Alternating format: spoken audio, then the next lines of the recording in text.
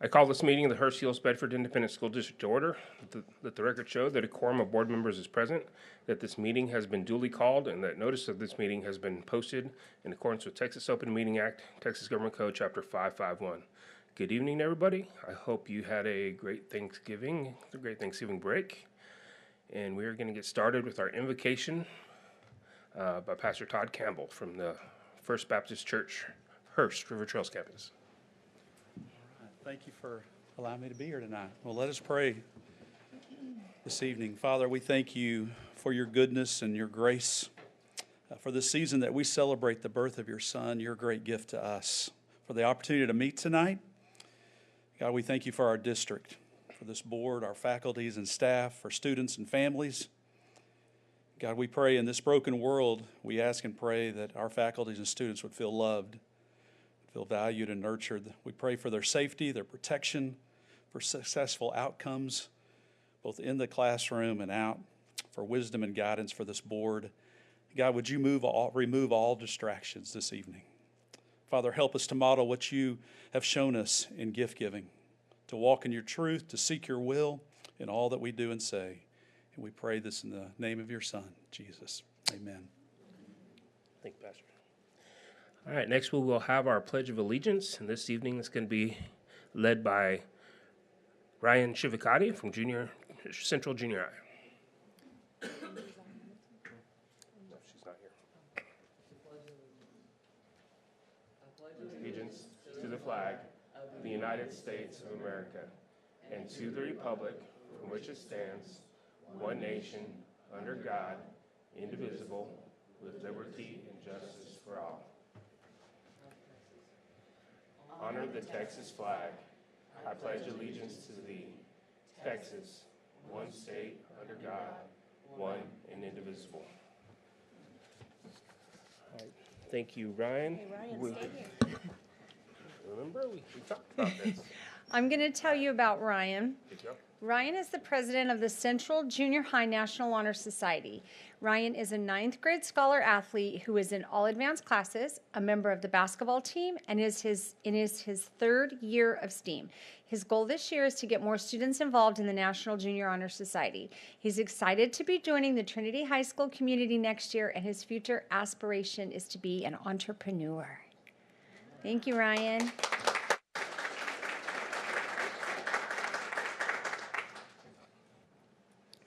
Tonight, the Board of Trustees is meeting in a work session and its regularly scheduled monthly meeting to officially act on items included on the posted agenda. The Board welcomes and appreciates comments and input from the community. Open forum is provided at each meeting to allow the public to address the Board. There will be 2 open forums tonight. Open forum number 1 is to hear requests regarding agenda items only. Open forum number 2 is to hear requests or make comments regarding non-agenda items and will be heard at the end of the meeting. Those addressing the board are asked to limit their comments to 3 minutes per meeting. The speaker should identify his or her name, group affiliation if any, and make a brief presentation with an identified solution if one is sought. Remarks should be addressed to the board as a whole. Oral presentations may not include charges against any employee or board member by name. It is my responsibility to determine if the person addressing the board has attempted to resolve a concern informally or through the district's complaint policies. If not, the speaker will be directed to follow the appropriate policy. The board requests that all presentations be made in a courteous, respectful, and professional manner and asks that speakers monitor their own behavior. If you wish to speak during one of the open forums, please fill out one of the cards located on the table in the entry hall. Next, we will go over the board activity chart. Mr. Campos? Well, this is our favorite season where we get invited to a lot of things and we do a lot of things. I'll just mention a few that I participated in.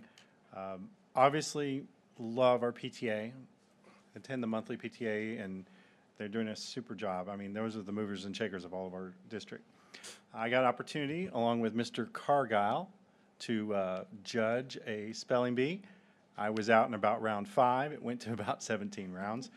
These kids are amazing. It's just awesome to watch them.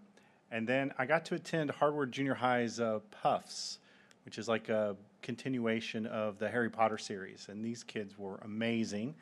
There was a certain sound individual that did a pretty good job as well.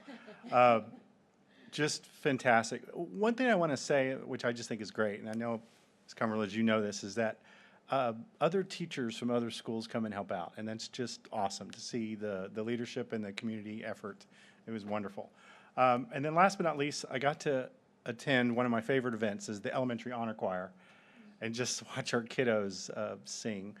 Miss Ford is amazing and awesome, and I can't believe that's been going on for 26 years. I got to see our community of alumni come on stage and sing with her, and it's just awesome. Love seeing all of our choirs from all of our elementaries coming together and presenting that Christmas program. So just a few things. Ms. Cole?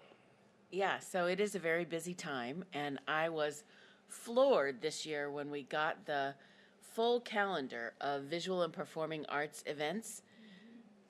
There was something every day, and on some days there was stacks of things. Our kids have been out and about all over town, performing in every possible way, doing a great job. In addition to those things, I attended last weekend, the weekend before. It's all running together.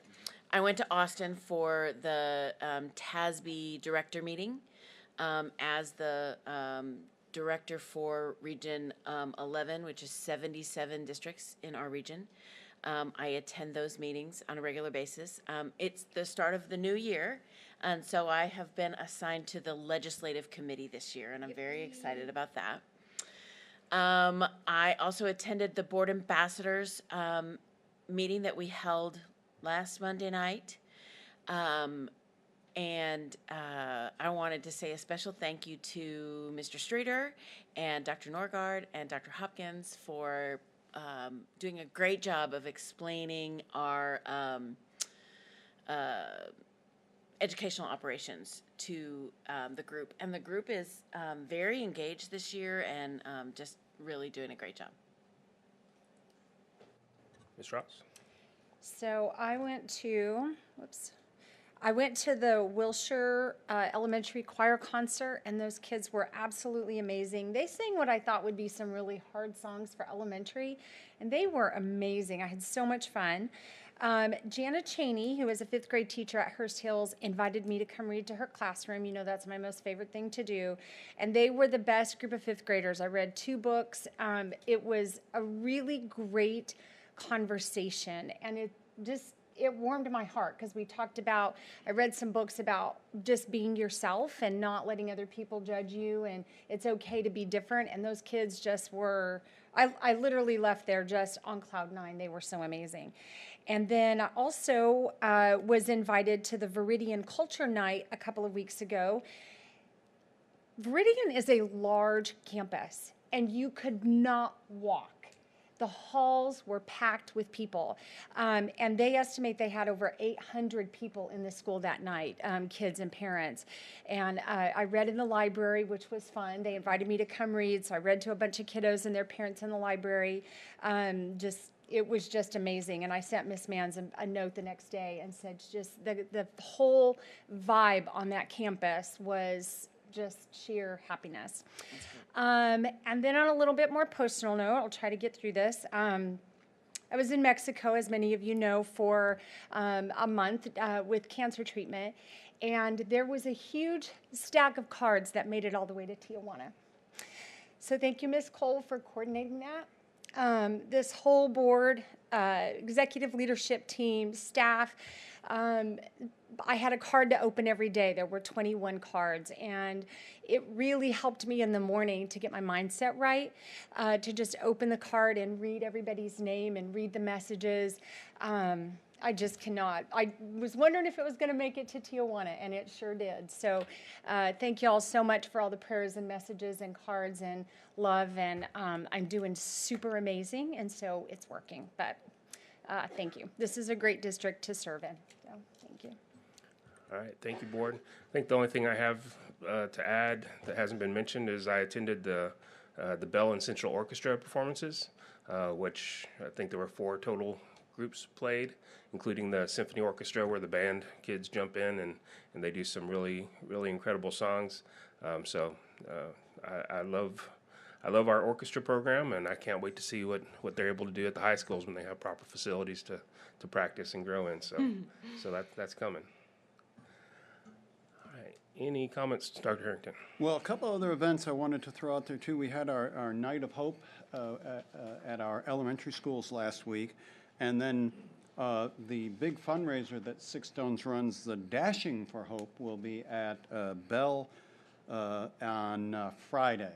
And so we're looking forward to that. Always appreciate Six Stones making sure that we provide for many of our families for the holidays. The other thing is a long-standing tradition. Santa, Bell Helicopter, will be providing helicopters, and Santa will be flying into our elementary campuses next Monday and Tuesday, a long-standing HEB tradition that is just something very special. I know I'm going to make it over to Bell Manor because I want to see Santa. So excited about that. Did we get 4 people to ride? Who's We did. riding? You two are together. We're together? Yeah, we've got some elves up here. All right, any clarifications? No, sir. All right. So next, we're going to meet our student ambassadors. I'd like to say a quick thanks to our greeters this evening. You may have noticed 2 students in green blazers as you enter tonight. These students are part of the HEB ISD Student Ambassador Program, which is a select group of students chosen through an application and interview process to be the face of the district. They are trained to assist with public relations and communication services and are given the opportunity to positively promote HEB ISD while developing leadership skills. Tonight we have Anthony Malone and Sanad Calbone, who are both seniors at LD Bell. Only one of them's a junior, right? Junior, okay. Sorry, I was reading how it was on the screen instead of what I knew in my head. We have been using this opportunity to hear the voice of our district students by asking the ambassadors a question. This month we are asking, discuss a specific leadership experience from your life, either within or outside of school, that had a meaningful impact on you. How did this experience shape your understanding of leadership, and what lessons did you learn that you believe are valuable to aspiring leaders? Okay, Anthony and Sanad, you know that this wasn't the real question, but one that was written for me by ChatGPT. Please share with the board how you feel AI tools like ChatGPT will change the way you and other students learn in the future. Also, what advice do you have for educators in adapting to these changes? Hello. Oh, hello, my name is Anthony Malone, as you heard. Okay. All right. I'm sure you guys can hear me. I think ChatGPT and other AI tools is a new tool and is really evolving. I don't have too much experience, but I do know other people who have, and I've seen lots of articles and videos on the internet. And I think ChatGPT can be a very good tool if used properly. I will start about talking about some of the negative side effects. I know a lot of people use ChatGPT to do their homework for them, but that's really not learning, not helping them. So I think one thing that advice for teachers and educators is that instead of just having Kahoot-style questions, who was the 5th president of the United States, to have more questions that are geared toward critical thinking and opening up people's minds. That way the students not only learning, but they're learning to think outside the box so they can think even smarter, even harder, and for future problems in life, not just in the classroom. I think ChatGPT can also be used, or AI tools can be used as a good, helpful tool, like how to write essays better. For example, you just want prompts, tips, helpful advice for essays. That's really good to get a starting point and then build off of it and add your own voice into it to help yourself do well in school. So that way in future you have to write a lot of essays. And just now in high school, for me, I know I write a lot of essays for now, a lot of scholarship essays, a lot of college essays. I've been doing like 10 a week. It's a lot. So it's very helpful to know how to write an essay properly so that way I could do well on all my scholarship essays and get as much money as I can for me in college. Thank you. Thank you.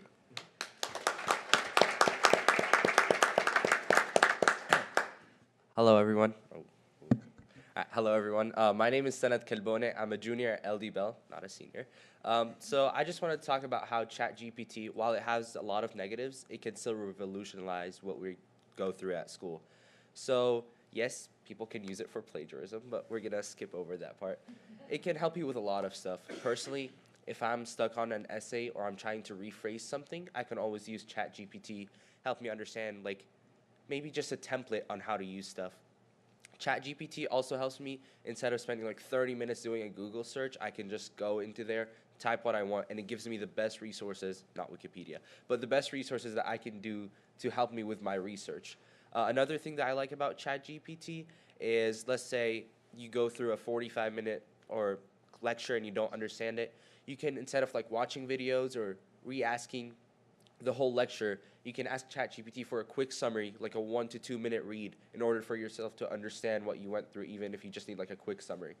I think teachers can use this for a lot of reasons, as Anthony mentioned, for like different style questions, but I also think it's always a good tool to use to actually further your understanding of a specific concept. Thank you.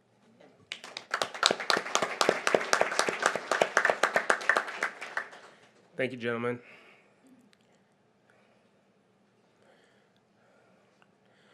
All right. Next, we are going to do our HEBISD 2023 Holiday Card Design Recognition. Ms. Cumberledge. Hello. First of all, we've gone digital this year. So as you get a chance to walk out or look up here, you'll see the different cards scrolling through on your way out. I was so impressed with the works, and I have to tell you, I've really tried to get into different classrooms.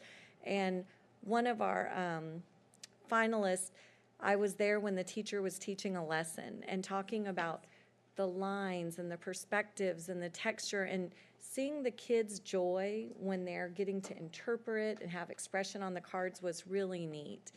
One of my favorite things about looking through these cards, a lot of times the teachers will give them a prompt and say, here's kind of what I want you to do.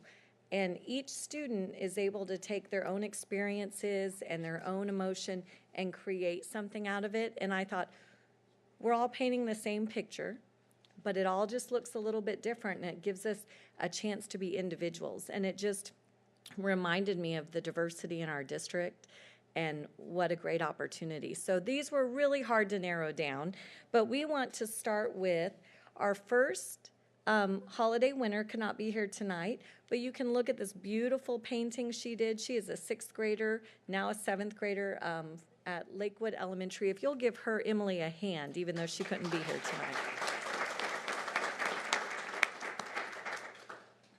And then we have some amazing finalists. So we'll go to our first finalist, and this is Janie Park, 6th grader at Bedford Heights. She's now at Bedford Junior High. Janie, is that correct?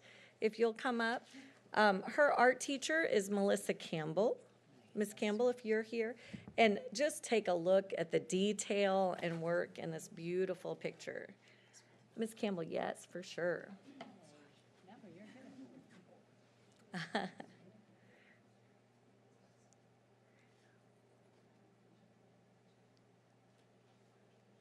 Very nice. Mm-hmm. Nice job.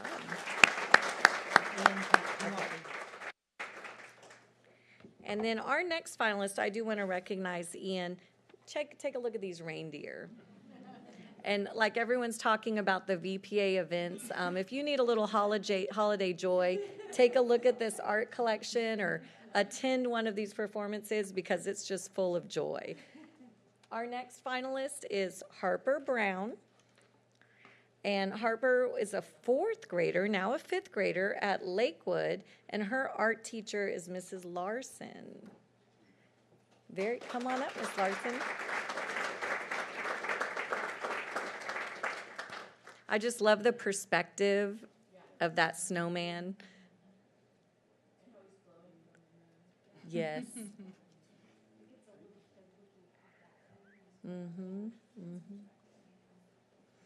Yeah, the detail and artwork is just amazing on these. Our last finalist is Sadie Boyle. Sadie was a 6th grader at Spring Garden. Sadie, are you at Harwood now? And I'm going to tell you the pencil lines on this, and her art teacher is Mr. Golson. If you'll come up as well, the lines and the detail in here is just amazing.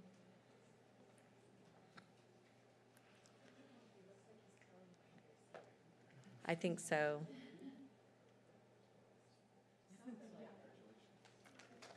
Thank you. Thank you. Thank you, and congratulations to all the finalists. All right, item 6.01 is an action item to consider approval of donations for the December work session regular board meeting, presentation of certificates of appreciation. I move that the board approve the December 2023 donations as presented. Second. I have a motion and a second for the board to approve the December 2023 donations as presented. Please vote.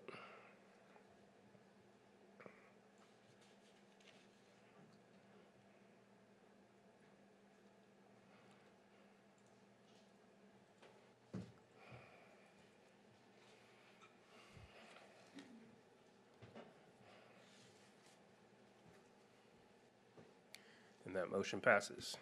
So this time I'll turn it over to our Vice President, Ms. Ross, to announce some certificates.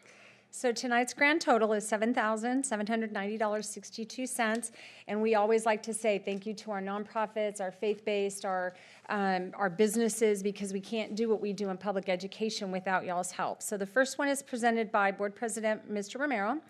Steve and Maureen Cade to Bedford Heights Elementary, a $500 donation which will be used to purchase Spanish immersion books for Spanish immersion classrooms in grades 1 through 6 at Bedford Heights. And Ms. Martin, their principal, is here.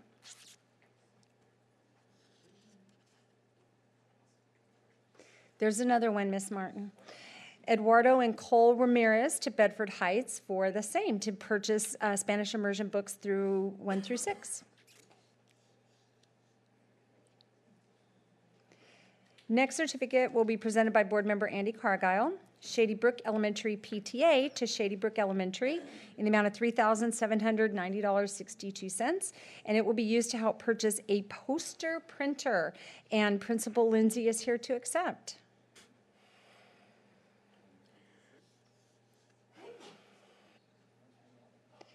There's another one, Mr. Lindsay. Debbie Ressler to Shady Oaks Elementary, a $1,000 donation which will be used to help provide support for the math and choir programs at Shady Oaks. Oh, wait.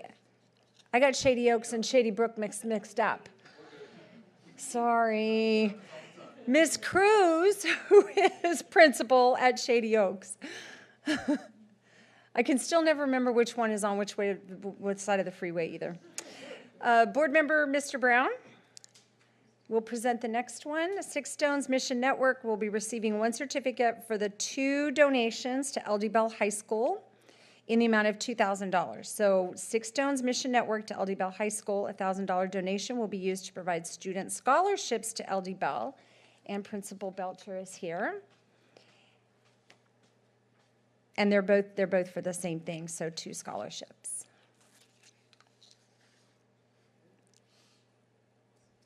Thank you all so much.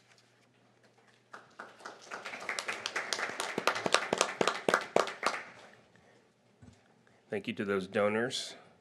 We really appreciate all the assistance, and like Ms. Ross said, we can't do it without you.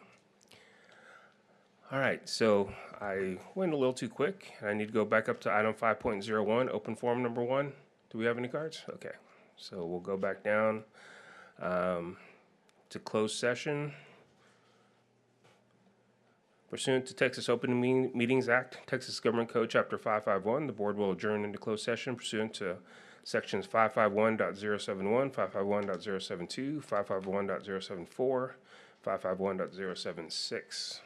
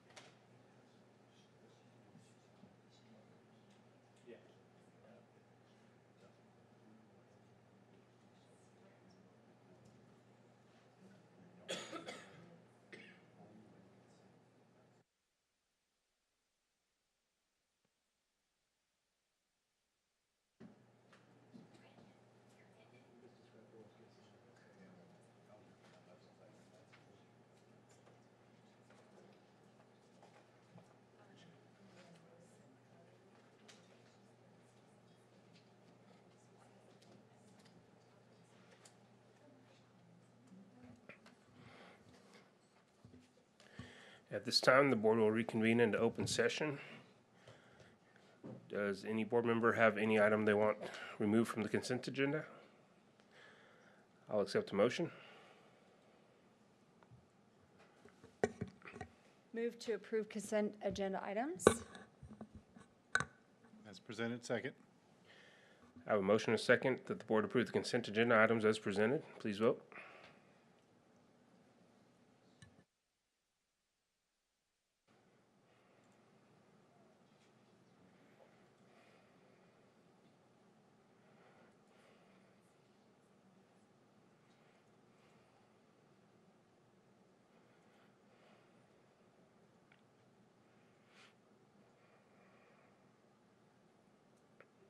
And that motion passes. We are ready for our reports and presentations. First up, disbursements of the month, November 2023. Any questions on disbursements? All right, 11.02, report on employments, resignations, and retirements. Any questions on those? All right. Goal 1 and 3, scorecard update. Dr. Johnson. Good evening. So we have a scorecard update for goals 1 and 3. Goal 1, increase student attendance. So what we've seen this year, the trend continues with the second 6 weeks being at 95.7. So we, over the last 2 years, we've seen an increase over the first and second 6 weeks compared to the last 2 years.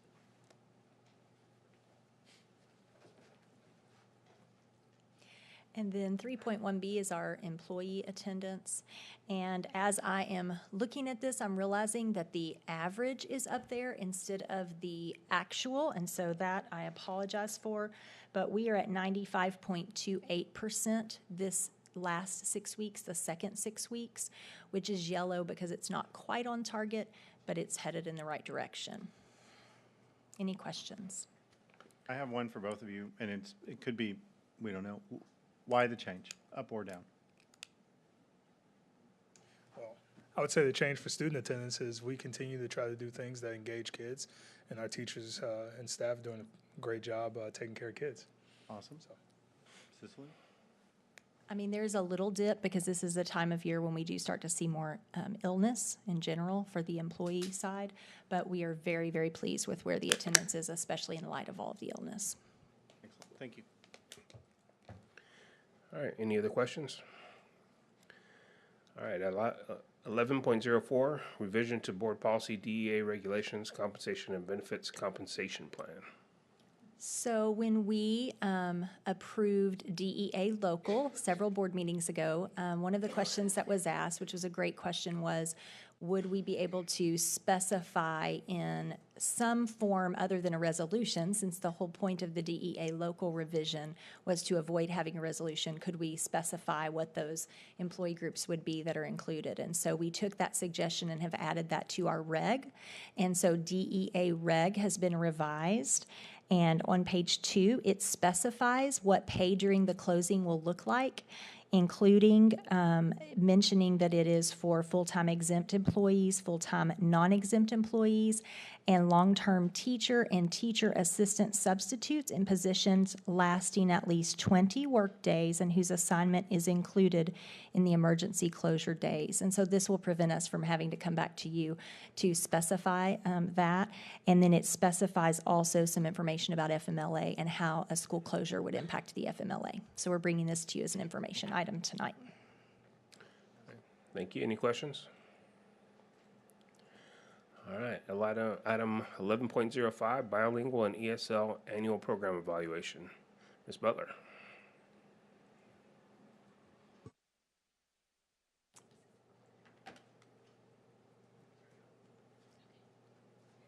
Hi, good evening.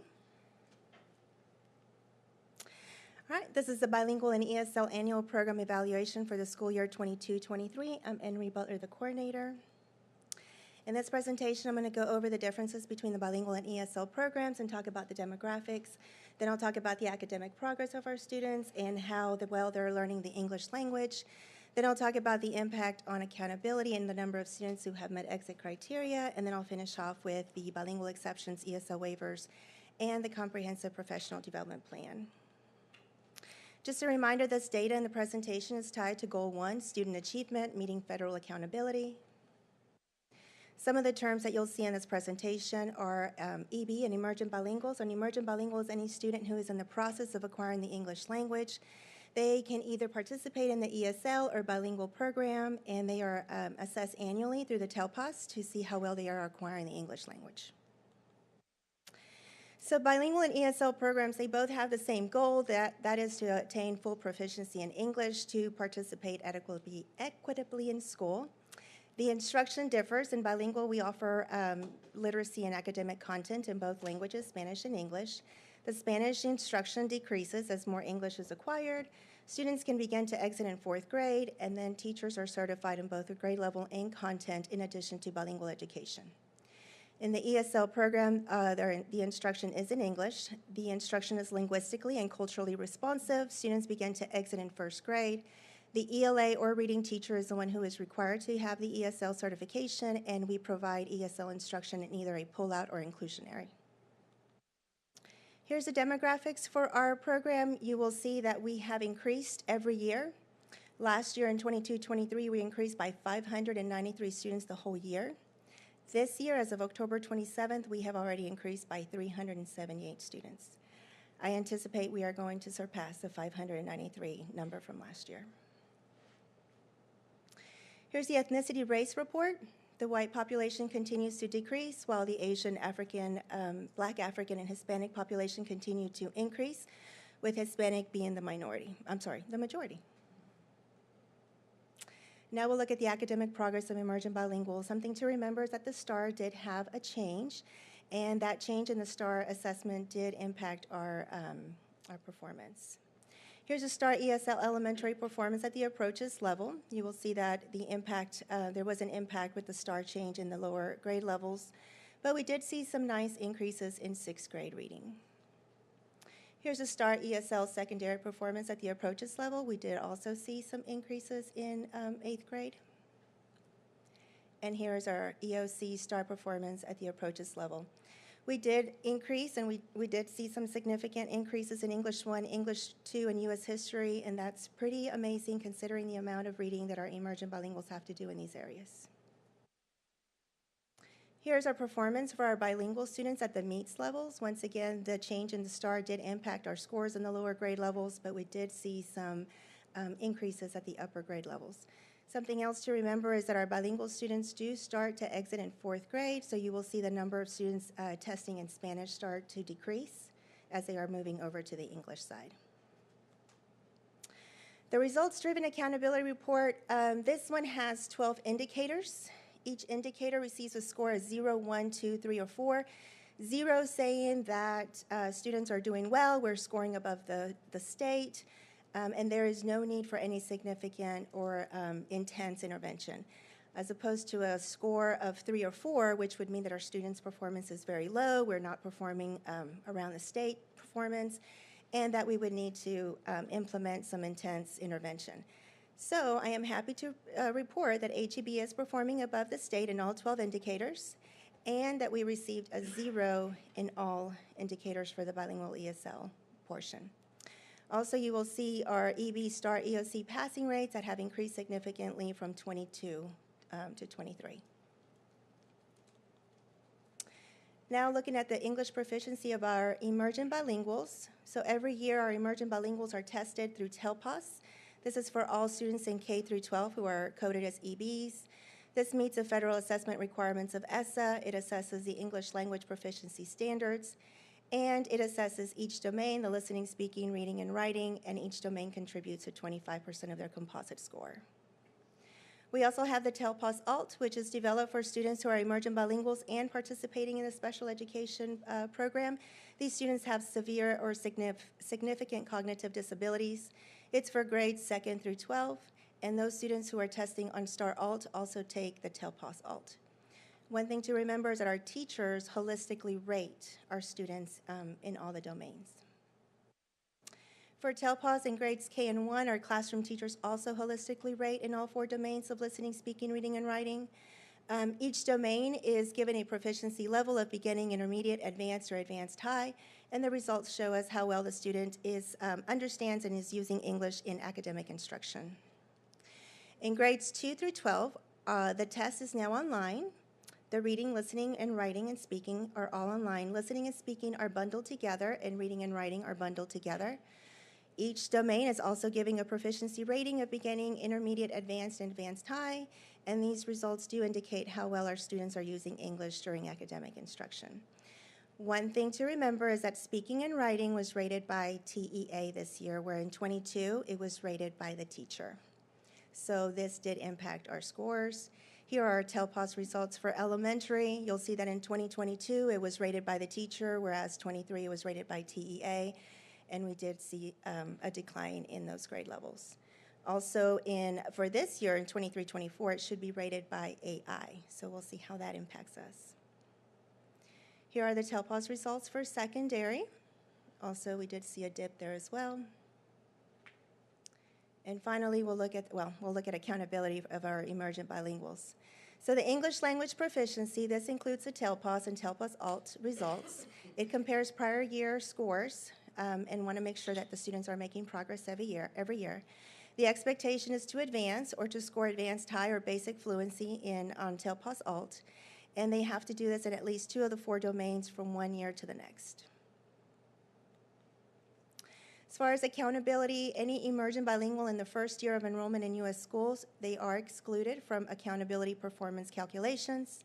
Students in their second year of enrollment in U.S. schools are included in accountability performance calculations, and they are included in the STAR component using the English language performance measure. Those students who have denied services, in other words, they have denied bilingual or ESL services, do not receive an EB performance, but they are included in the same manner as non-EB students.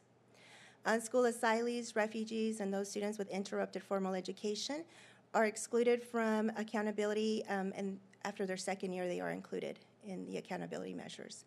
And then any student who is tested on STAR L2, their results are included regardless of the number of years in U.S. schools. And now we'll look at the number of bilingual students or ESL students who are exiting the program.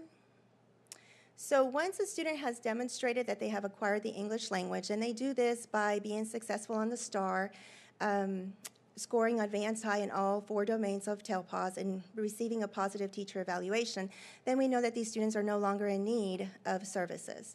And so they can begin to exit. ESL students can exit in 1st grade, and bilingual students can start exiting in 4th grade, and that's due to our late exit transitional program model. Once the students do exit, we monitor them for 4 years. What does that mean, the 2 years with scores and 2 years on PEIMS?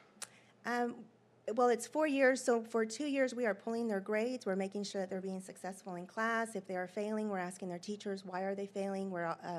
We send an evaluation form for the teacher to fill out. So we want to make sure, is it language or is it something else? Okay. So for 2 years we do that. The other 2 years is just on PEIMS. So they do have access to some continuing services once they exit. Like in 4th grade, someone's keeping up with them and making sure they're doing okay for a few years. Yes. They're not just on their own. Correct, yes. Okay. We are pulling their scores. We are pulling their grades. Mm-hmm. Here's a summary of the exit criteria chart set forth by TEA. You'll see that the first row talks about them scoring advanced high in each domain. The second score talks about them their state standardized reading assessment. Of course, they would be STAR for those STAR grades. If they are in grades 1st and 2nd or 11th and 12th where STAR is not given, then they have to take a norm reference standardized test. And then the last row talks about the teacher evaluation that they have to have. So here are the number of students who met exit criteria last year. We did increase in elementary ESL exits. We went from 61 to 101. We did decrease in bilingual, and then in secondary exits, we also increased. Finally, the bilingual exceptions and ESL waivers. So when a teacher does not have the proper credentials, they don't have the proper certification to teach in one of these programs, then I have to file a bilingual exception or ESL waiver. The state says that when we have 20 or more EB students that speak the same language in the same grade level, then the district must offer bilingual education. So as you can see here, we have enough students to offer a Spanish, Arabic, French, and a poly-bilingual program. We do have a Spanish bilingual program. We don't have the other 3, and so because of that, we do have to file a bilingual exception. So last year, I filed an ESL waiver for 39 English language arts and reading teachers without an ESL certification. I do work very closely with HR to ensure that the communication goes out to the teachers. TEA also offers a free online course that we ask the teachers to complete, and then we also offered some after-school training. All teachers are reimbursed for the cost of their certification cost, and I also filed a bilingual exception for 596 classroom teachers who are in one of the top 4 languages that I just showed. So now what? What are we doing? How are we supporting our teachers who do not have the proper credentials, and how are we supporting our general ed teachers? So for the bilingual program, we have instructional planning meetings once every 6 weeks. During these meetings, we provide training to the teachers on implementing the curriculum, best practices, second language acquisition strategies. I also have 2 bilingual instructional coaches who are going out and supporting teachers by planning, co-teaching, modeling. They provide feedback to the teachers, and the goal there is to build their capacity. They are also responsible for writing the dual language curriculum. Any non-certified bilingual teacher is required to meet weekly with one of these bilingual instructional coaches and receive additional support. And then all the bilingual campuses have a language acquisition coach on the campus that they can also turn to for support, and they're there to help them meet the effective linguistic and cognitive needs of the emergent bilinguals. For ESL, I have multiple after-school sessions titled ESL Barriers and Bridges. It is open. They're open for any pre-K through 12 staff member. We offer them 4 times a year, and we focus on various topics. 19 out of the 21 elementary campuses have a language acquisition coach to help the classroom teachers with any effective linguistic and cognitive needs of EBs. And then my secondary ESL facilitator has also been embedding ESL supports into English 1 and English 2 curriculum for our classroom teachers. This year, we are also offering a full-day training session for any non-ESL certified teacher, and then we are also offering some after-school sessions to help them pass the test. And once again, we are reimbursing teachers for the cost of the exam and the cost to add it to their certificate. Additional support we are providing through the ESSER funds. I talked about the 2 bilingual coaches who are out there. They're writing curriculum. They're helping teachers implement the curriculum, the program, and they really are the liaison between my department and the classroom. At the secondary level, we have additional ESL teachers. Trinity High School has 2 ESL teachers. Central and Euless Junior High have 2 ESL teachers, and then Harwood and Bedford Junior High have 1 full-time ESL teacher. And then I also have a cohort of 6 LPAC specialists at the district level. These 6 LPAC specialists are responsible for all LPAC compliance requirements, and it really helps to remove that responsibility off the campuses so the campus can focus on meeting the students' needs and helping them. Our secondary ESL teachers also participate in instructional rounds. They go and visit each other, they learn from each other, and then our language acquisition coaches who are available at 19 elementary campuses, they're there to help build the capacity of the classroom teachers. They provide on-site PD by planning, coaching, modeling, and collaborating with the teachers. But we also recognize that they need support, and so I pull them out multiple times a year. We provide them with coaching training, ESL and best practices training. We do a book study every year, and then we also review some literacy strategies. Summit K-12 is an online platform that we have for newcomers and beginner students at the elementary level. We have listening and speaking and ELP skills mastery. You'll see some pictures here that really help the students just how to make that sound, and then some item types that will be present on the TELPOS test as well. Read 180 and English 3D. This is for our secondary students. This is a literacy program. It is an online program, and it has really helped really develop the literacy and the English of our secondary emergent bilinguals. And then lastly, we are moving into dual language. So this year we did start with pre-K and kinder. Next year we are adding first grade, and after that we are adding a grade level per year. We have adopted an 80-20 program model, and by the time the students move into 3rd and into 6th grade, they will remain on a 50-50 program model. The goals for this dual language program are biliteracy, bilingualism, grade level academic achievement, and sociocultural competence. And that is it. Any questions? Any questions from the board? So I love the adoption of the new, to the slide we were just on. And Dr. Norgard talked about it last week when we were at Board Ambassadors, and how the importance of keeping their original language and adding English. But I worry, and I know we can't do anything about this, but I worry that the state is still requiring them to test in English, right? So after 2 years, even if they're in the dual language program, they have to take all their accountability tests in English, right? No, the tests are available in Spanish 3rd through 5th grade. Okay. Okay, good. Yes. Very good question. So Ms. Butler and Dr. Harrington, first off, this is awesome. This is amazing, everything you're doing. You're hitting moving targets, STAR's moving us. You're being graded by teachers and then TEA, and now it's going to be AI. So, I mean, everything is moving in a direction. My question to you, and it may be that we're doing absolutely the best that we can, but with our Hispanic population growing and with all of this moving and our scores, because the test is changing, our scores are getting worse.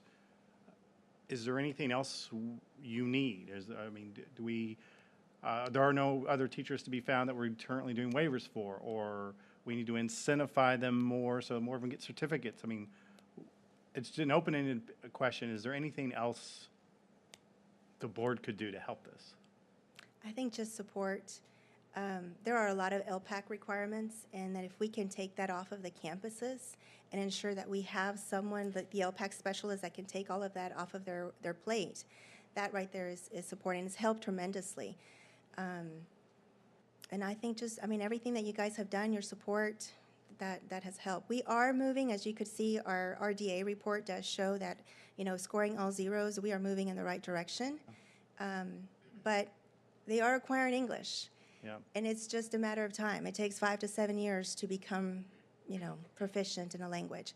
And we are now getting some more students who have interrupted formal education, so they're going to take a little bit longer. So it's just, everybody's different. Some people just acquire language at a faster rate, while others take a little bit longer. But I think that the supports that you guys have provided and what we have in place have really made a difference.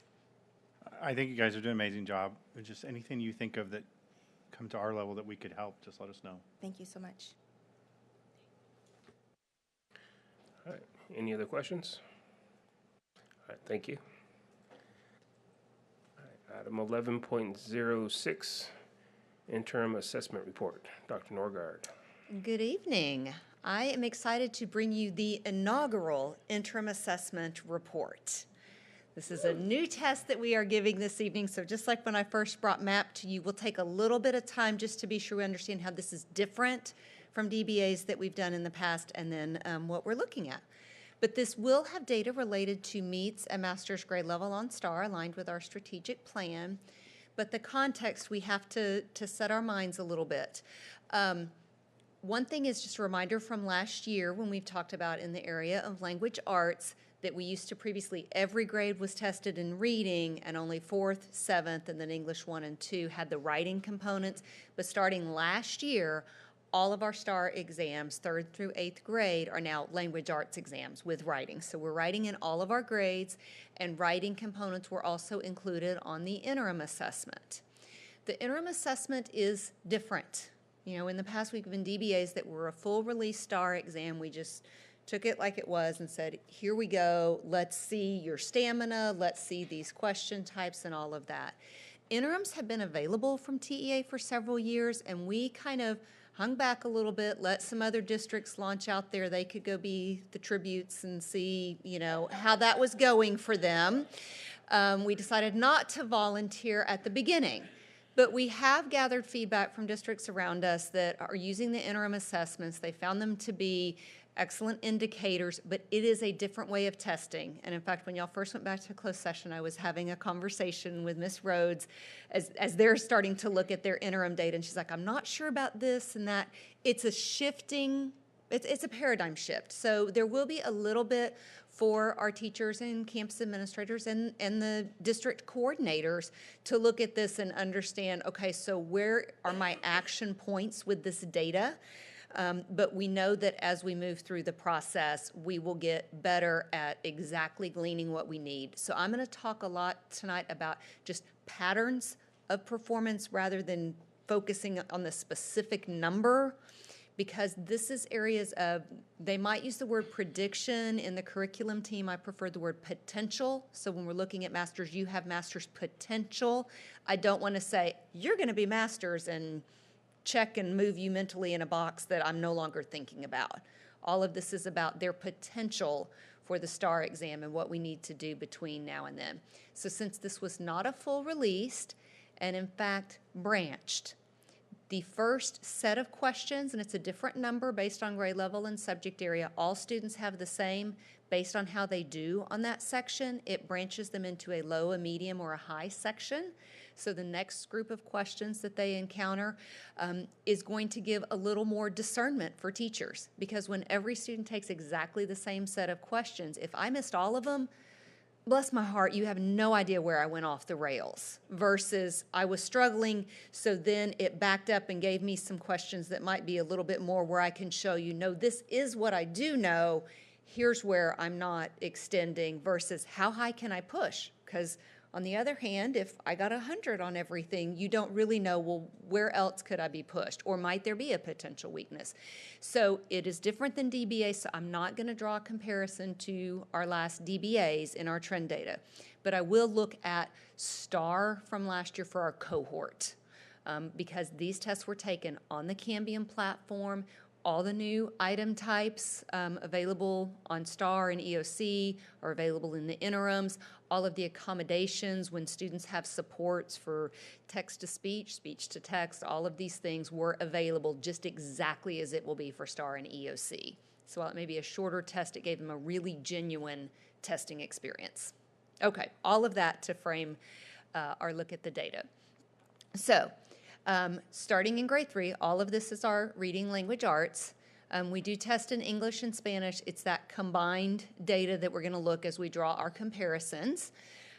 So approaches, meets, and masters are our areas that we're going to look at. Since I'm not comparing it to DBA, but I want to know a pattern or a preference, some kind of comparison, we do get in the reports from Cambium how all of Region 11 did, all of the districts within Region 11 that are using this. So you know I like to compare us to someone else.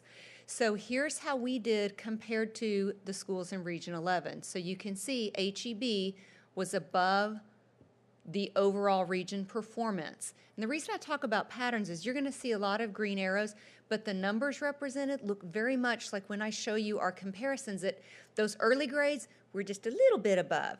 And then as we move up, we get a little bit more and a little bit more. And by the time we hit junior high, we're double digits when I make comparisons to the state or other schools around us and the region. So this pattern is very much like that. So while I can't tell you this is exactly what the numbers will be when we get to STAR, I can tell you that our pattern is leading me to believe that we will have that same gap, we'll have the same relative position in comparisons that we always have. So if there's a drop, we won't drop as much as others drop. If they're gains, we'll probably gain more than others gain. So that's what I speak to with patterns. So you will see a lot of green arrows. So that's third grade. Here was the fourth grade overall performance and how we did compared to the state. The region. I do not have state data on this. Fifth grade, we have very few students testing in Spanish. That's the only place you see red arrows anywhere at all, because our students that are still testing in Spanish in fifth grade tend to be newcomers. But see those green arrows, the amount is getting stronger. By the time I get to the middle grades, 6, 7, and 8, those are our performances, double digits compared to other Tarrant County schools. And 9th and 10th grade compared to other Region 11 schools. So that's what we can make comparisons to. I can also look at a cohort. So I wanted to separate that and shift our thinking, just looking for the pattern. And now, how did these groups do last year on STAR compared to where they are on this first interim? There are 2 interims for reading and 2 for math, 1 for science and social studies. The legend fell off of this set of slides, so my apologies. It's the same coloring as always. Purple is approaches, blue is meets, green is masters. So what we're seeing on almost every slide in here, you will see approaches, that purple line, dip down from where we were at STAR end of year to this interim. Well, the interim at the beginning of the year with a full range of questions and fewer questions, so each one's a little bit more expensive, so to speak, when you have fewer questions to work with. We saw that the decline is in approaches. Our meets, the blue line tended to hold pretty steady, and our green goes up quite a bit. It goes up in virtually every grade and by quite a bit in most of them. So that master's potential. Okay, a kid may have just crossed that threshold from meets into masters, so there's a chance they could be masters, but what do we need to do to keep our eye and push them to get those kinds of gains? So this is our current fourth graders compared to how they did in third grade.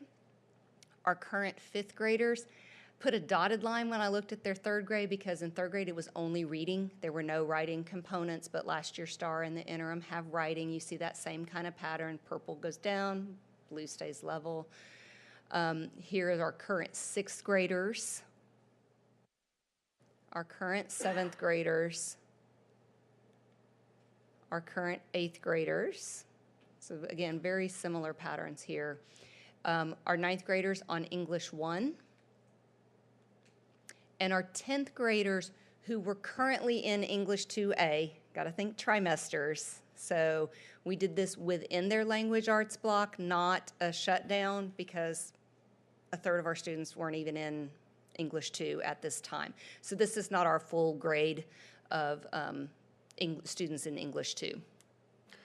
So, Holly, when you're talking about a potential, and I understand it at like the master's level, but I don't think I understand it at the approaches level.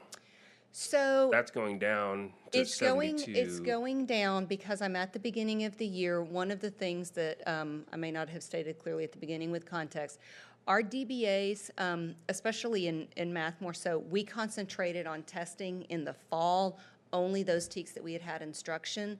The interim, because it comes from the state, potentially has all of the TEKs from the entire year. Entire grade So level. we're doing some analysis as well on what have we instructed versus not instructed, and looking at those. So those students right now, given the whole year of potential assessment in November, were not there. So our students that are strong may have some other background experience that they're bringing in, where they were actually mastering some things without having had that prior instruction. That is something we will watch as we get, more data ourselves with our interim. But the approaches, those are the ones we need our eyes on. Right now, if we were to give them STAR today, that's where they're performing, but potentially where could they be? This is where they would be if we didn't do anything else, but the target's going to move and we need to move with it. Okay, so that doesn't mean that potentially we could have up to 72% of the kids at approaches.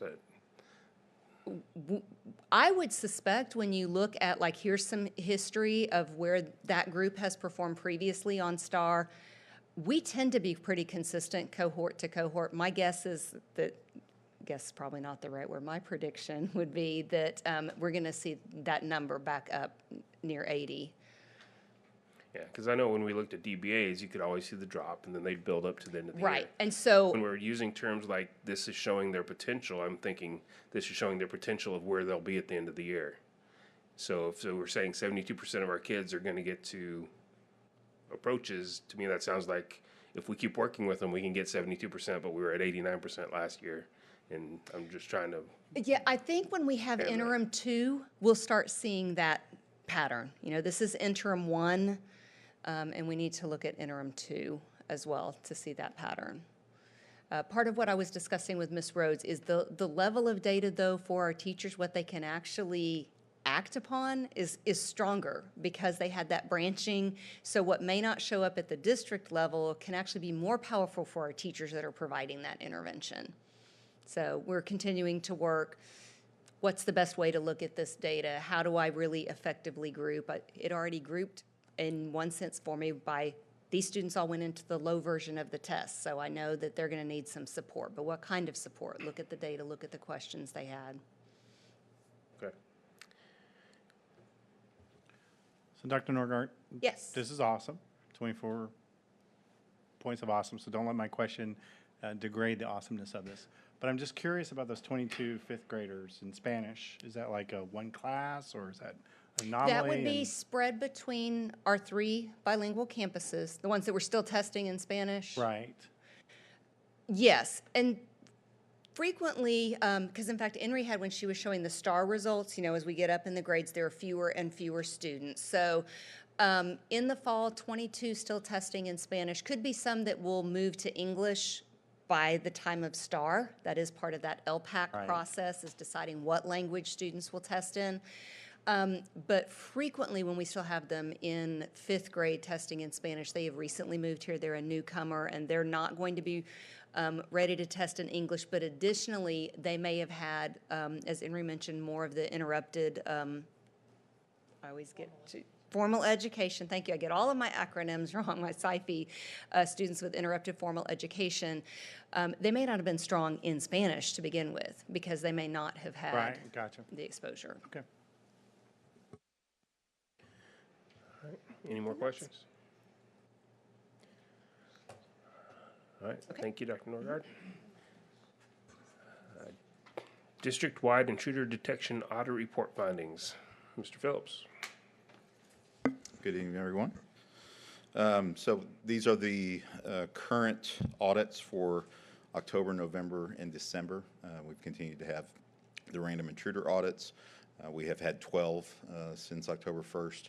8 of those we passed, 4 we had findings on. So on October 23rd, North Euless and Euless Junior High both received audits. On November 8th, Oakwood Terrace received their audit, and on November 13th, Bedford Junior High received their audit. The first 3 schools all had a door situation. It continues to be the same things that we have had at most of our schools. We have not, in our last probably 20 audits, we haven't had any unlocked doors, but they have been doors that either appeared to be shut or failure in the lock mechanism. So again, every time we're doing the same thing. Maintenance is coming out, checking that door, and then we've continued to put attention on that door when we're having the APs and Mr. Katoa, as he's doing his rounds, making sure that those doors are continually checked on. So sometimes, especially with the older schools, those are still happening. The fourth one with Bedford Junior High, this is the one thing that we shouldn't ever have a corrective action on, but we did, and this was just a human error situation where the assistant principals had shifted roles. The form was saved in a place where they were not able to locate it. Should have been in the main share folder, so they were not able to produce their door audit that day. We did correct that immediately. So the information was there, it just wasn't attainable, and believe that we have corrected that action to make sure it won't happen again with any of the other schools. And that is it. We have, again, we did have 8 pass. I was notified today by TEA that we will have 3 more audits in January. Any specific questions? Any questions? Okay, thank you all. Thank you. All right, 11.08, strategic plan update. Dr. Harrington. All right, thank you. So tonight I want to give you all an update on our strategic plan development for the 24 to 29 strategic plan. So as we complete the strategic plan we're in, we have to begin this process. So this is a process that we began early in the year, and I wanted to give you an update as to where we are now. One thing I do want to do before we go any further, though, there's been a lot of work on the strategic plan already, but we are nowhere close to being done. And that's the piece that I do want to make clear tonight. We're working, Lydia Martin is working as a consultant with us, and Lydia's put together a lot of the thoughts that we've gathered from ELT. We had a training with the board, and this is where we're at now. The last slide today, you're going to see multiple groups that we're still going to meet with. So I just need you to say, this is where we are now, but this is not a final product. I don't want you to think we're done, because it looks good, and that's the thing I was almost wanting to tell Lydia, make it look more drafty, but this is where we're at right now. So yeah, just something, yeah, because this is not done. So what we have worked on, so we've mocked up, so we have ready for additional stake. We've got vision, mission, core values, priorities, quality indicators, and goals. All right, so now we'll go through this. Yeah, it's been a lot of work. So vision, empowering today to excel tomorrow, and then the recommended updated mission provide high-quality educational opportunities which promote excellence through innovative learning experiences to prepare students for success in an ever-changing world. And guys, we all know mission statements. You know, 1 year they're supposed to be real short. 1 year they're supposed to have everything. We tried to get right in the middle on this one. Core values. This is a change from the past. In the past, we had core messages. And as we worked and we had gotten feedback even coming into this, the idea of moving away from the message and getting into more of a value, the value of being intentional, respectful, learner-centered, responsible, safety-focused. And this was one of the recommendations from the board, define what do we really mean by those words. So this is the initial graphic that has been come up with those values. So district priorities. In the past, this is what we referred to as goals. But they really weren't goals. They were goal areas. And some of our terminology became confusing. And so the idea became, what if we, instead of calling our 5 goals, what if we have 5 priorities, district priorities? And then one of the board's suggestion was to remove the numbers. We don't have to prioritize. We can prioritize by the order, but we don't have to add a number. Like, is this the 4th most important thing? It is, these are all important. And so, but we also, how we ordered them, we did change that. So now, student success, employee success, safety and well-being, effectiveness and efficiency, and family and community partnerships. So I'm going to go through quickly again. This is where we're at right now, and I don't want to dig so deep that it appears we are done and final. We have a lot of feedback to still receive. But under student success, academic rating of the district, and then the areas that we will focus on. Early literacy and numeracy. Federal accountability. CCMR, college, career, military readiness. And then learning opportunities beyond core academics and all those things. And it's one of those things Andy always says, kids don't all come to school for algebra, all right? What are those other pieces that are important to building that whole child? Employee success. This was, you know, we want our employees to be successful, not just successful for us, but successful for themselves. So what we've included there, employee engagement and retention, employee recruitment. Under priority of safety and well-being, obviously we want to meet the Texas school safety standards. We want well-being for all of our students and staff. Effective and efficiency, this is our continuous improvement. This is our, again, this has been a hallmark for us. So continuous improvement approach to performance excellence, and then efficient use of district resources. Evaluation, improvement, and innovation process. That goes along with CI. We have to be able to define what we consider successful. We have to define what are we going to keep doing, what are we going to have to stop doing, what do we have to change. And then efficient use of technology resources. Family and community partnerships, stakeholder satisfaction, all right, stakeholder engagement. So, again, we still have a lot of work to do. We're wanting additional board input, development of the key actions that will go along with these. But again, we have additional meetings. We will have meetings with the DLIC. We will have meetings with the campus district leaders. We have PCC meetings, PTA councils, student ambassadors, education foundation. So we're going to continue to work to hone this, and I will continue to bring back updates to y'all as we work through the development of our new strategic plan. All right, any questions? Dr. Harrington, any questions? I appreciate you taking the last time we had an update from you, taking our thoughts and suggestions into account. Yep.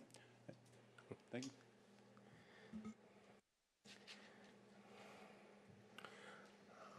now we're into action items. No items were removed from the consent agenda. So 12.02, consider approval of the 2024-2025 official school calendar. Dr. Norgard? Are there any questions on the calendar that was presented?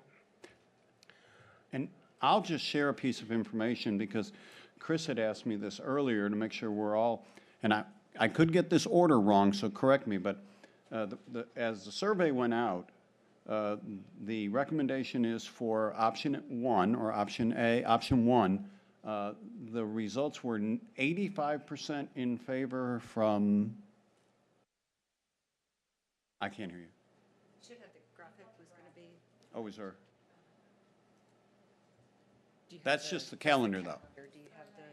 But the surveys were 85 and 90 between, from the staff and then the parent community For this for the option 1. I mean, it's the highest we've ever seen. Usually, what we had seen over the last couple of years has been more 50-50s, and then we've got to make a decision. This was a Clear winner. yeah. All right, any questions? I'll accept the motion. I move that the board approve the 2024-2025 official school calendar as presented. Second. I have a motion and a second for the board to approve the 2024-2025 official school calendar as presented. Please vote.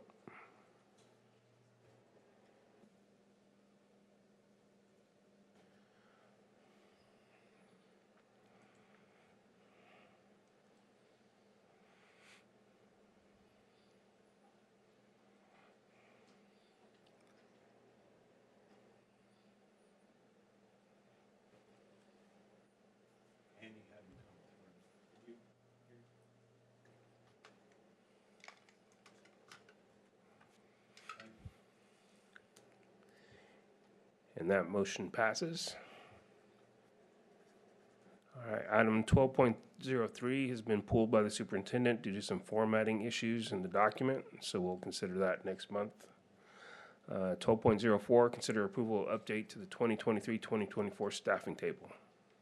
We are asking you tonight to approve the addition of one special ed teacher assistant in early childhood special ed at Wilshire. Any questions? Any questions on this item? I'll accept the motion. I move the board approve the new units as submitted. Second. I have a motion and a second for the board to approve the new units as submitted. Please vote.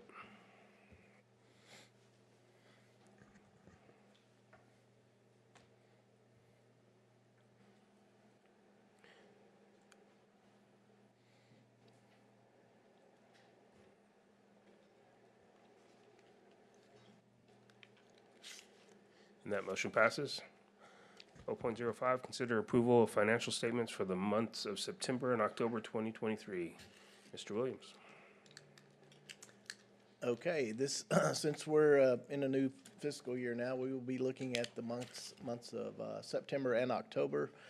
You have both of those in your board packet. However, we're just going to go over the October numbers since those do include the September numbers. So we'll start off, these are ending October 31st, 2023. With the general fund, you can see we have a fund balance of $168,276,324. That represents expenditures over revenues in the amount of $2,126,506. As you know, it's early in the year, so that's where we're going to land right now until our tax collections start ramping up, and then that will reverse. We'll have more revenue than expenditure. Total expenditures as of 10/31, we're at 18.93%. This, again, this is a little skewed when you look at considering we're in the second month of a 12-month period. That's a little higher than 16.6, but that will reverse as we move along through the year too. General fund matrix, you're looking at payroll of $28,505,259 for the period, which is 77%. And as we say every month, that will inch its way towards the 87-88% that we see at the end of the year. We spend more on supplies and contracted services, contracts and whatnot at the beginning of the year, so it kind of skews those numbers too. Utilities, are at 522,218, which are at 1%. Instructional supplies are 751,083 at 2%. Those numbers will reverse themselves as we go throughout the year too, where supplies will end up being, our utilities will be higher than supplies.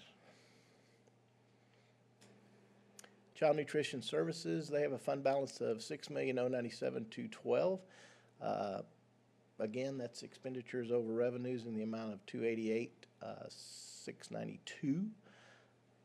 Those are same thing at the beginning of the year. We don't get our federal reimbursements.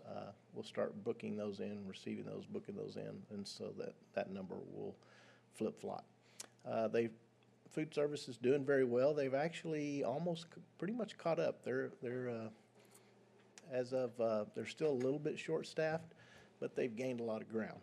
They had 9 openings as of last week with 7 applicants in progress. So that's pretty close to normal for them. They're always going to have some rolling turnover in that department. Their expenditures as of 10/31 are at 16.55%, so close to that 2/12 mark of 16.6%. So they're doing really well, as usual. Debt service fund, starting a new year, we will have the debt service fund balance is $21,993,376. That's revenues over expenditures, $457,155. But we will be making a debt service payment scheduled for February in the amount of $6,728,006. So just like the general fund, those revenues will start ramping up with tax collections starting in January. And then, of course, our second debt service payment will be $29,838,006, and that will be in August. So total debt service that we have to pay for the year is $36,566,012. But just as last year, we will be looking at a defeasance at some point during the year to spend down some of those extra tax collections that we're going to get this year. So. CK Pre-K Fund, that has a fund balance of $473,329. That represents revenues over expenditures of $283,853. Expenditures as of 10/31 were at 13.65% of the budget. So they're below, actually. So that fund is doing it as expected. Special revenue funds, total expenditures as of 10/31 are at 19.09%. Again, we spend a little more than what we're getting back revenues because there is a lag on those special revenue funds because we spend it and then get reimbursed for those. So a little bit of a lag there, but that will come in as we get those revenues coming in. Campus activity funds, $3,559,765. That's revenues over expenditures in the amount of $228,877. Those funds are trucking right along as they should for this time of year. The 2018 bond fund, this one should soon be going away off of this report because we're about out of money with those. We do have a fund balance of $1,661,684.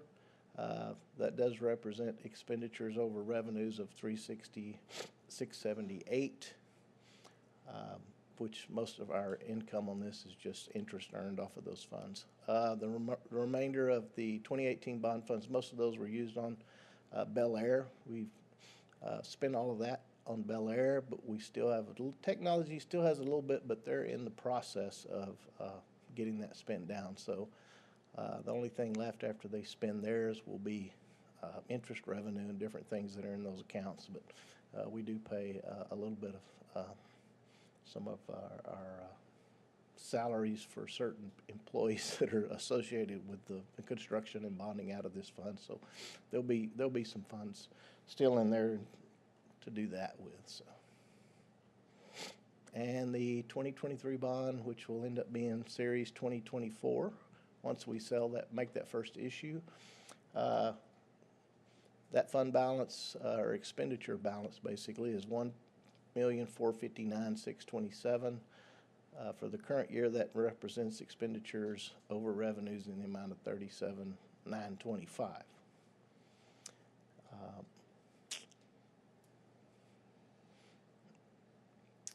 And we should start seeing we should have revenues early, maybe January, probably no later than February, when we will have that first bond issue.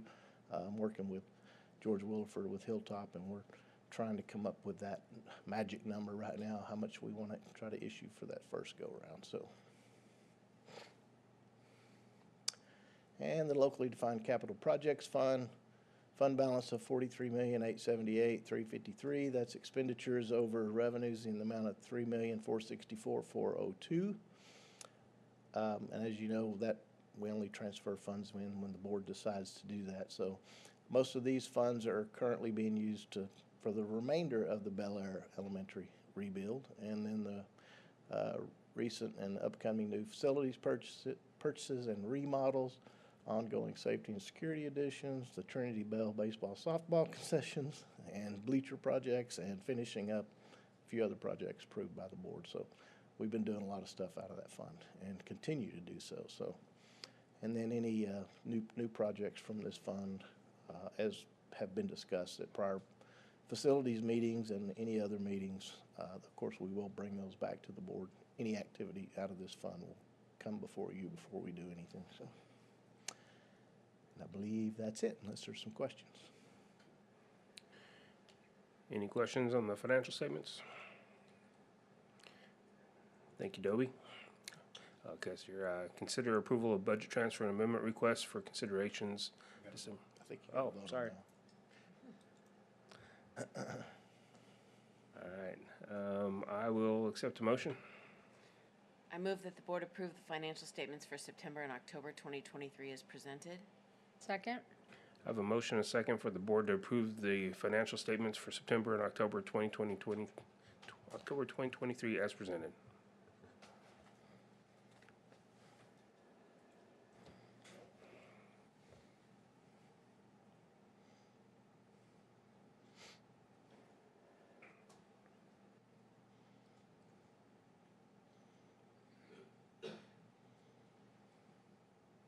That motion passes.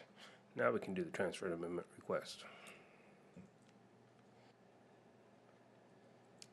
Okay, the budget transfer and amendment request this month is really fairly minimal. I think it totals $14,000, most of which is transferring some money within functions to get them in the correct functions, most of which are for, I think, some ambulance services, and the remainder are mostly for travel.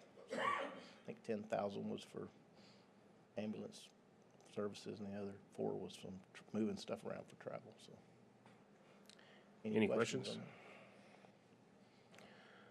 I'll accept the motion. I move that the board approve the budget transfer and amendment request for December 2023 as submitted. Second. I have a motion and a second for the board to approve the budget transfer and amendment request for December 2023 as submitted. Please vote.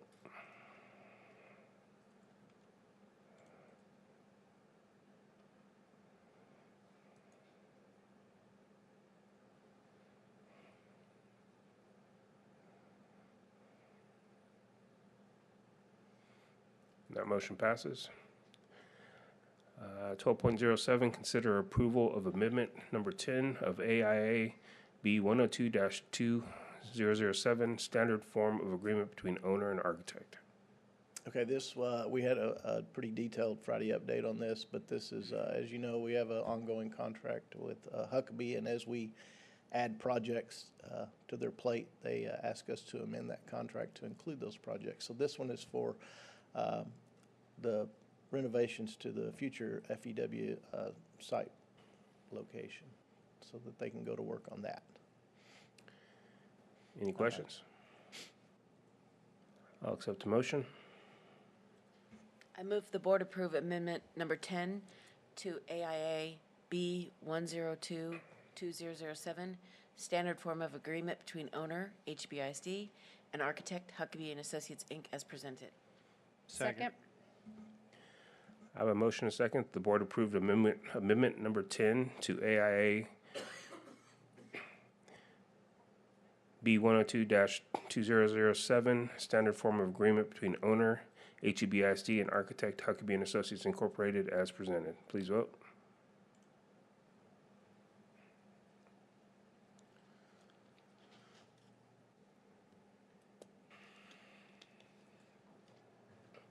And that motion passes. Consider approval of international student travel. Any questions on these trips? One day I'm going to hold hostage and not vote unless they promise to take me. I'll accept the motion. I move the board approve the international student travel as presented. Second. I have a motion and a second for the board to approve the international student travel as presented. Please vote.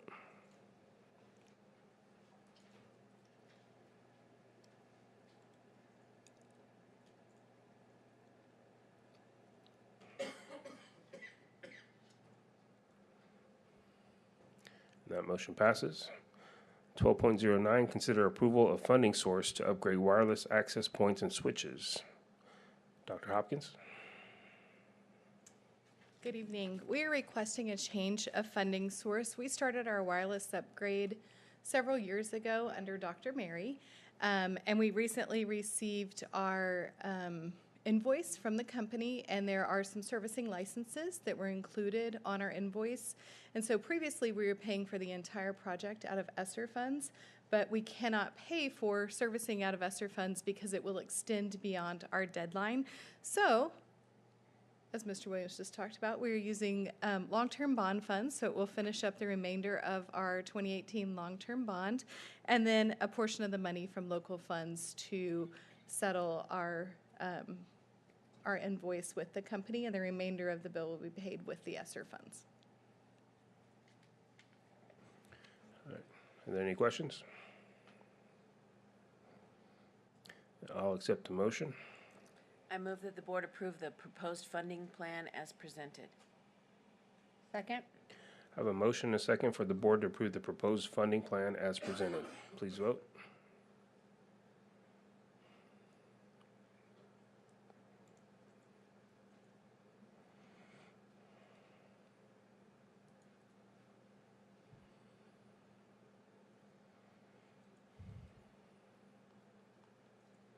That motion passes. 12.10, consider approval of prevailing wage rates. Mr. Kerbo. Good evening. These items I have for you tonight are a matter of routine, just housekeeping more than anything else. But the board approved prevailing wage rates in July of 2022 as a requirement with public works projects. That survey, well, hadn't been approved. I couldn't find any record of prevailing wage rates having been adopted, so the board is required to do that every 3 years or as often as a survey is done. They completed the survey, the most recent survey, in October, so it's time for us to do that. And this is the perfect timing for it with all our projects coming. So the prevailing wage rates are the most recent ones developed by the U.S. Department of Labor and Statistics. This little action is a little different than the previous one in that the resolution allows us to adopt the current rates as they update them or make changes periodically. The wage and hour division will update or make slight changes to it. So rather than have to come back and adopt new rates every time they do it, we just can adopt the existing rates that are published for Tarrant County. All right. Any questions on the prevailing wages? I'll accept the motion. Move that the board approve this resolution and adopt the prevailing wage rates as presented. Second. I have a motion and a second that the board approve this resolution and adopt the prevailing wage rates as presented. Please vote.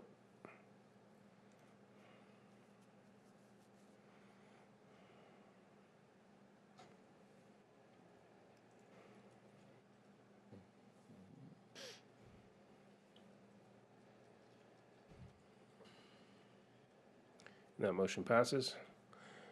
Consider approval of 2024-2025 Region 10 ESC Multi-Region Purchasing Cooperative Agreement. We've participated in this cooperative for a number of years. last year, they began requiring districts to execute a cooperative agreement every year. So this is the one for 2024-25. Any questions? I'll accept a motion. I move that the board approve the agreement with Region 10 Multi-Region Purchasing Cooperative as presented. Second. I have a motion and a second that the board approve the agreement with Region 10 Multi-Region Purchasing Cooperative as presented. Please vote.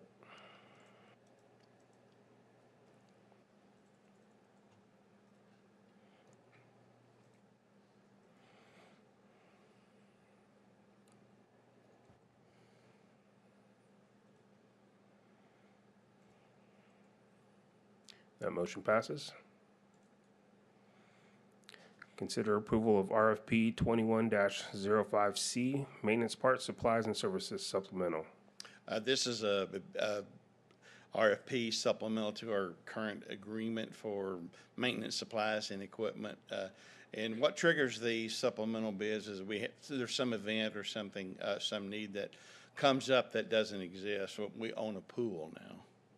So one of those things we need now are pool technicians, equipment service providers, and so forth. So when we open it up for all maintenance and trade types of services, parts, and supplies. So that's what this is. You'll see it's a pretty good number of vendors that we're going to be adding for this one. Any questions? I'll accept a motion. Move the board approve the list of vendors for RFP 21-05C for maintenance parts, supplies, and service as presented. Second. I have a motion and a second for the board to approve the list of vendors for RFP number 21-05C for maintenance parts, supplies, and services as presented. Please vote.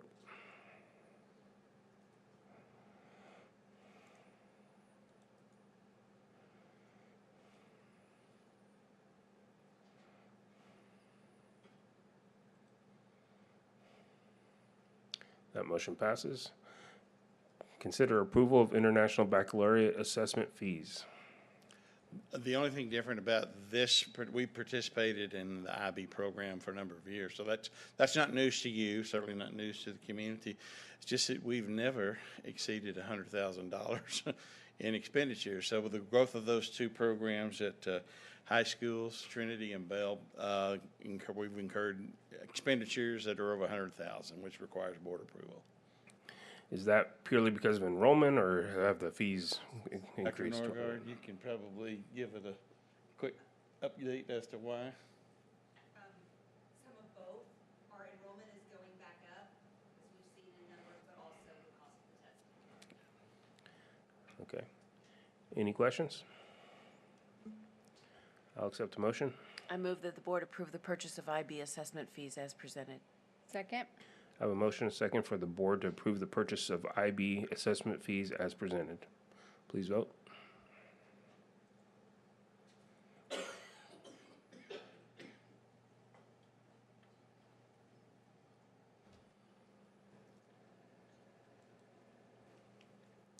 And that motion passes.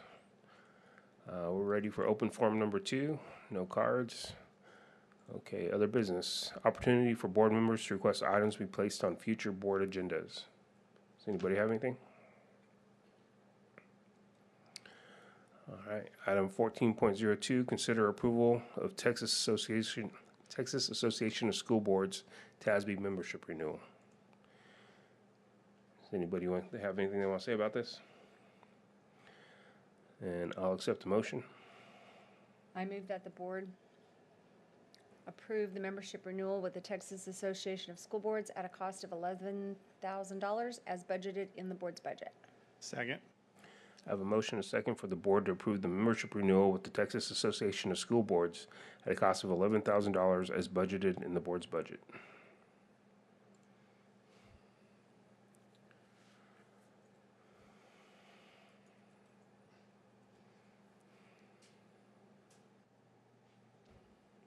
That motion passes. Consider approval of Texas Association of School Boards Legal Assistance Fund membership renewal. Anybody have anything, questions or comments about this? I'll accept the motion. I move the board approve the participation in Texas Association of School Boards Legal Assistance Fund at a cost of $500 as budgeted in the board's budget. Second. I have a motion and a second for the board to approve participation in the Texas Association of School Boards Legal Assistance Fund at a cost of $500 as presented in the board's budget.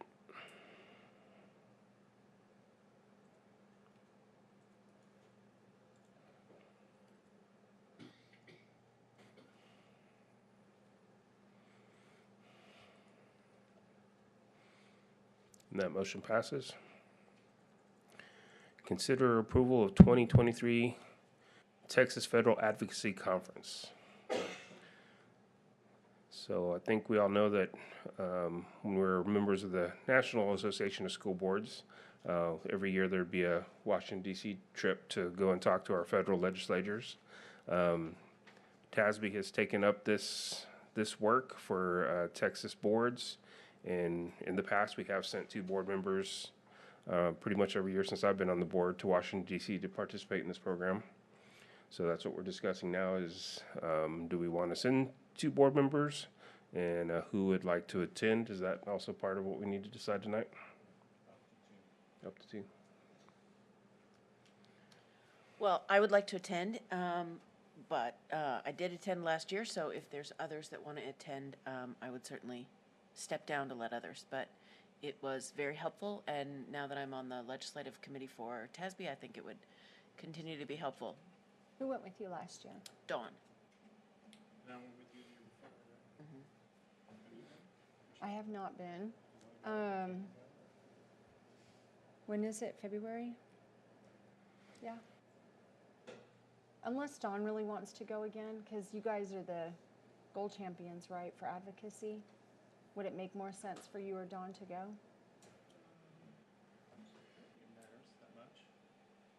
But, I've been, she's been, why don't you go? I absolutely agree that you should go. Yeah, I think Julie should go for sure. But I'll go if Dawn doesn't want to. I don't want to take it away from Dawn either. All right, so I'll accept a motion. You want to make a motion, Fred? I move the board send Julie Cole as well as Rochelle Ross to the 2024 Texas Federal Advocacy Conference in Washington, D.C. Second. I have a motion and a second for the board to send Julie Cole and Rochelle Ross to the 2024 Texas Federal Advocacy Conference in Washington, D.C. Please vote. He's too fast. It pops up. It's blocking my screen. He's a man of many talents. And that motion passes.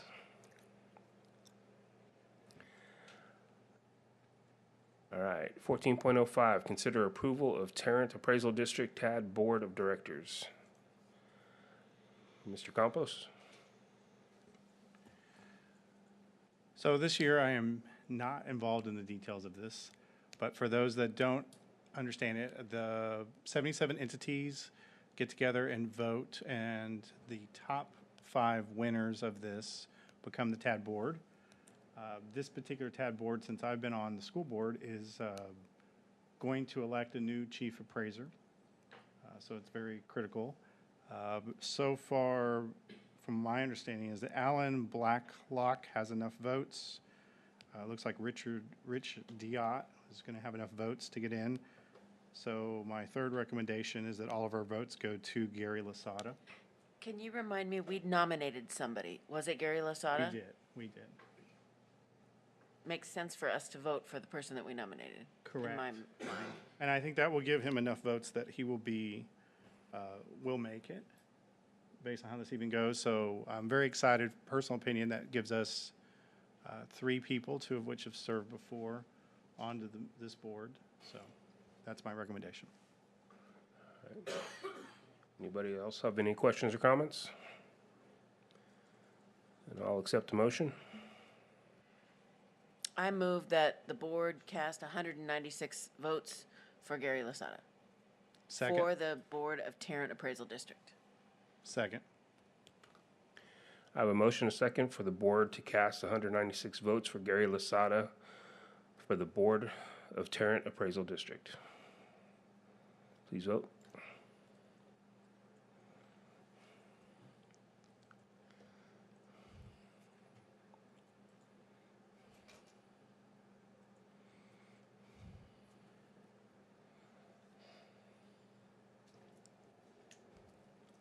And that motion passes.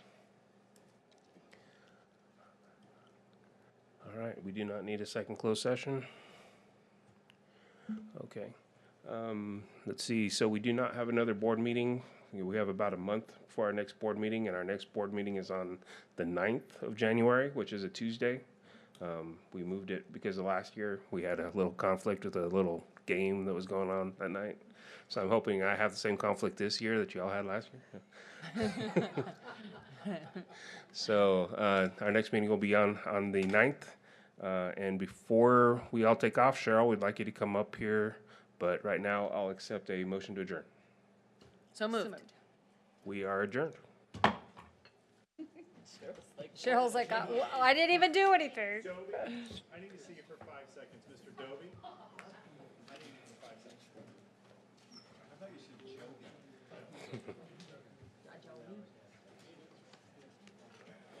Not that bad. Yeah. You did great. You're just too fast. Every time I'm reading something, something else pops up over it, and I'm like having to find my place. Cheryl, come over here.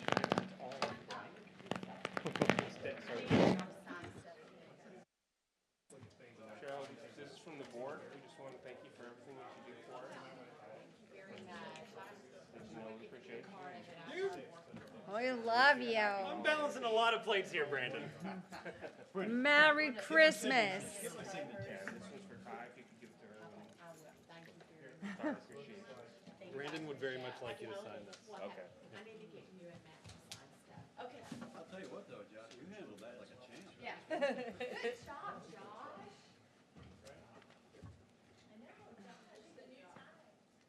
No one can replace that. I like your shoes, by the way. I'm up here, so I can't be like, I like This note that I wrote. At one point, we had talked about having Solomon come and do an honor for the kids that made the